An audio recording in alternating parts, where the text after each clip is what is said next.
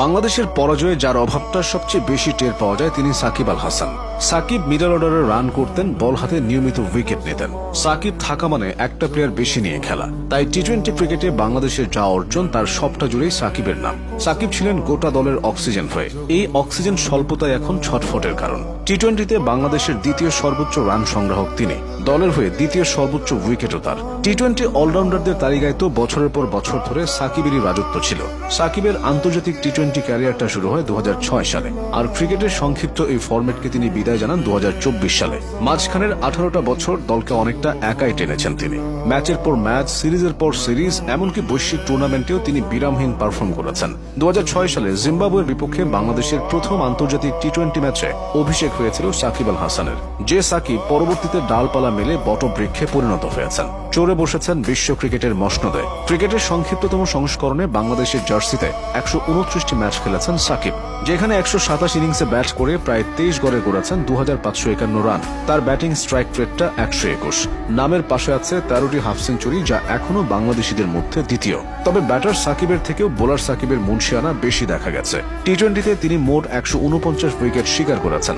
আন্তর্জাতিক টি-20তে উইকেট নেওয়ার বিচারে সেরা 4 জনের একজন সাকিব। তার উপরে কেবল নিউজিল্যান্ডের টিম সাউদি, আফগানিস্তানের রশিদ খান এবং বাংলাদেশের মোস্তাফিজুর রহমান। একটা সময় এই সিংহাসনে সবার উপরে সাকিবই ছিলেন। এছাড়াও টি-20 বিশ্বকাপে সবচেয়ে বেশি ম্যাচ খেলার রেকর্ডও তার। বিশ্বকাপে সবচেয়ে বেশি উইকেটও তার, যা একটি রেকর্ড হয়ে আছে। পরিপক্ক ক্রিকেটার হওয়ার পেছনে সাকিবের আরেকটা গুণও বেশ কাজে দিয়েছে, সেটা হলো তার নেতৃত্ব। টি-20তে নেতৃত্ব সংকটের মাঝেও সাকিব দলের হাল ধরেছেন, বিপর্যয় থেকে টেনে তুলেছেন।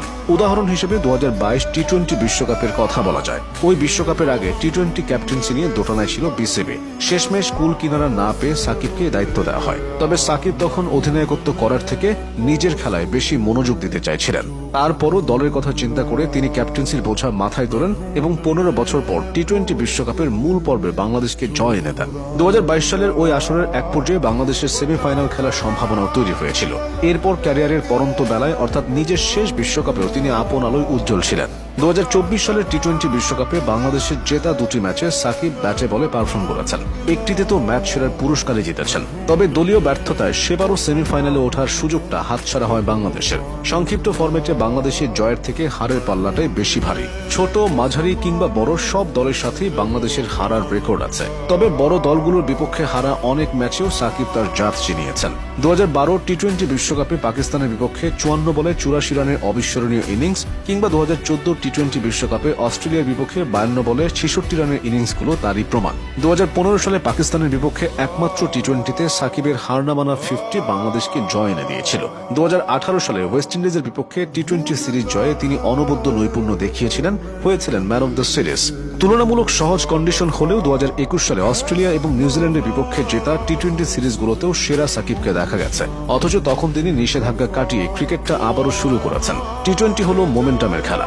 এখানে মুহূর্তে ম্যাচের মোড় ঘুরে যেতে পারে, আর এই কাজটি সাকিবের থেকে ভালো কয়জনই বা করতে জানে। কিপ্টে বোলিং এর পাশাপাশি তার উইকেট নেওয়ার ক্ষমতা ম্যাচ ঘুরিয়ে দিত। কোনো ট্রফি হয়তো জেতাতে পারেননি, তবে বাংলাদেশকে সাকিব নিজের সেরা সার্ভিস দিয়েছেন।